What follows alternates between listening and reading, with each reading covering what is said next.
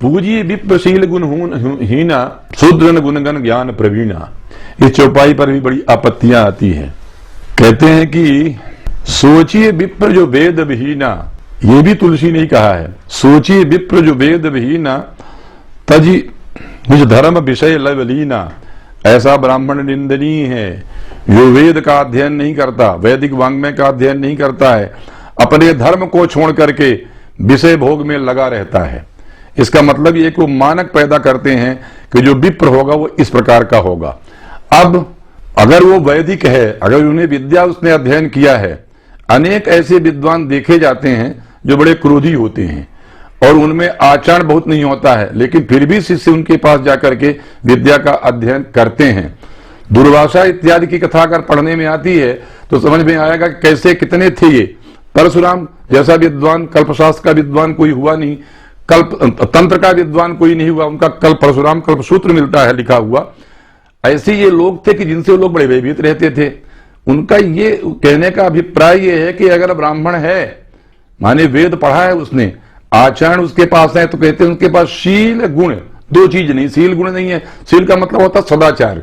अगर वो सदाचारी नहीं भी है, आप पढ़ेंगे तो पुराणों में ऐसे ऐसे लोग, जैसे ऋषभदेव बैठे हो तो उठते ही थे, गरीब वृत्ति आ गई थी उनकी, लेकिन इसका सारी सिद्धियां उनके पास आई, उनको लौटा दिया कि हमें सिद्धि देनी चाहिए। ये ऋषभदेव पंचम स्कंद में श्रीमद् भागवत में कथा मिलती है। ऐसे अनेक संत हुए हैं जो ब्राह्मण थे। ऋषभदेव की वो उनकी जड़ भरत की कथा है, कब वो राजा थे, फिर हरिण हो गए, फिर ब्राह्मण बने, लेकिन वो कुछ नहीं करते थे, निरंतर तपस्या करते रहते थे, उनमें कोई आचरण नहीं था, पड़े रहते थे। उनको कितनी कितनी कथाएं हैं, उसका विस्तार नहीं करूंगा। ऐसा अगर ब्राह्मण है और उसको शील उसमें नहीं है, शील निरूपण का मतलब होता है चरित्र निरूपण, नहीं है, तो भी वो वंदनीय इसलिए है कि उसका ज्ञान जो है उसको सदैव प्रकाशित करता रहता है, उसका जो ब्रह्म तत्व है उसके साथ जागृत रहता है। दूसरे अब कहते हैं कि शूद्र ने अपना काम नहीं किया, शूद्र गुणगन ज्ञान प्रवीणा, अनेक गुण उसमें हैं, ज्ञान भी उसमें है, तो उसको क्यों नहीं पूजना चाहिए? इसलिए कि हमारे यहां जो मर्यादाएं शास्त्रों में की गई हैं कि भाई कौन आदमी कैसे पूज्य होता है, उन मर्यादाओं का पालन जो करेगा उसी को वंदना मिलेगी, वही श्रेष्ठ होगा। अच्छा, मैं एक बात कहना चाहता हूं, आप विचार करके ये देख लीजिए, क्या दुनिया में जो आदमी भी पूज्य हुआ है, जिसके कारण पूज्य हुआ है, वो गुण किसमें होते हैं, वो किन में होने चाहिए? जैसे सतनामी संप्रदाय की स्थापना घासीदास जी ने किया, उन्होंने जनेऊ पहना, वो जो चूंगी पीते थे उसको छुड़वा दिया, बैलों की खेती करते सब छुड़वा दिया, मद्यपान सब बंद करवा दिया। ये सब किस समाज में, समाज के किस वर्ग में होता था? इसका मतलब वंदनीय तो उसके आचरण है, दूसरे नहीं है। तो अगर ये आचरण जो कोई भी करेगा वो सदैव वंदनीय होगा। तुलसी नहीं, वाल्मीकि कहेंगे तो भी कुछ फर्क नहीं पड़ने वाला है, परंतु इन गुणों का आश्रय करने वाला होगा। मैं कह दूं, अगर लोगों को बुरा न लगे, अब तो कहने लगे कि ब्राह्मण भारत छोड़ो, कि ब्राह्मणत्व ही देश में वंदनीय है। जिसने ब्राह्मणत्व का पालन किया, मंत्र पाठ किया, जप किया, सदाचार किया, यज्ञ इत्यादि किया, वैदिक सदाचार का पालन किया, जो भी करता है वही वंदनीय हो जाता है। उसको सब प्रणाम, कोई जाति नहीं पूछी जाती है। शंकराचार्यों की जाति कोई पूछता है? अब तो सब जाति ही पूछते हैं लोगों की, लेकिन पहले ये सब नहीं पूछा जाता था। ये परमानंद जी तो क्षत्रिय हैं शरीर से, कितने बड़े सिद्ध संत हैं, उनके संप्रदाय चल रहे हैं, दो संप्रदाय चल रहे हैं। ऐसे अनेक लोग हैं जिनके संप्रदाय चले, आज भी रविदास को पूजने वाले उनके मंदिर हैं। तो हमारा कहने का मतलब ये कि इस चौपाई का अर्थ ये नहीं है कि शूद्र त्याज्य है, उसको पूजा न करो। उसकी पूजा का मतलब अगरबत्ती लगाना ही नहीं होता है, सम्मान करने से मतलब होता है। पूज्य दो धातु है, सम्मान करने के अर्थ में भी आती है।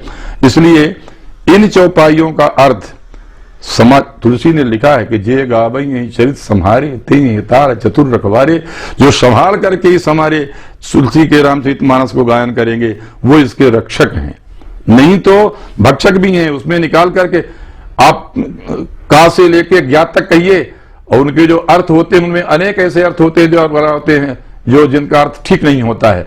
जिनका अर्थ अच्छा होता है तो सब उसी का जाता है, तत्व को ही ब्रह्म तत्व का ही चिंतन करते हैं। इसी प्रकार जो अनेक शब्द होते हैं, एक शब्द के अनेक अर्थ होते हैं, उन अनेक अर्थों में किस अर्थ को ग्रहण करना ही हमारे ऊपर है। क्योंकि उन्होंने तो 16 गुण पूछा था, लेकिन उन्होंने 60 गुण वाले व्यक्ति को बताया। ऐसे को ढूंढ करके, ये खोज है वाल्मीकि की, यह नारद की खोज है। घट घट में घूमने वाले नारद की खोज है। और उन्होंने अब इनकी जाति कोई पूछे, नारद भी तो शूद्र थे, शूद्रा के लड़के थे, फिर किसी जन्म में ब्राह्मण हो गए, ब्रह्मा से पैदा हो गए, तो ब्रह्मा से पैदा होने वाला तो क्षत्रिय भी है, ब्रह्मा से ही पैदा होने वाला वैश्य भी है, ब्रह्मा से पैदा होने वाला शूद्र भी है, तो मूलतः सब ब्राह्मण है ये। जब इन्होंने अपने कर्म बदले तो अपने अपने राग में हो गए। आज क्या हो गया है कि जिसके यहाँ जो पैदा हुआ वही करता है। ऐसे वेदों में मंत्र हैं कि एक घर में ब्राह्मण क्षत्रिय वैश्य शूद्र सब रहती थी, ऐसे मंत्र हैं। और उन विश्वामित्र जन्मना क्षत्रिय थे, अंत में ब्राह्मण बने। ऐसे कई ब्राह्मण क्षत्रिय बन गए, ऐसे कई क्षत्रिय जो ब्राह्मण, तो जो तपस्या करेगा, जो उनको आचरण करेगा वो बंदनीय होगा। शूद्र भी अगर तपस्या करेगा तो भाई बंदनीय होगा। अगर वैदिक विद्या उसके पास है, अगर वेदों को उपनिषदों को अध्ययन करता है तो बंदनीय होगा, उसकी जात कोई नहीं पूछी जाती।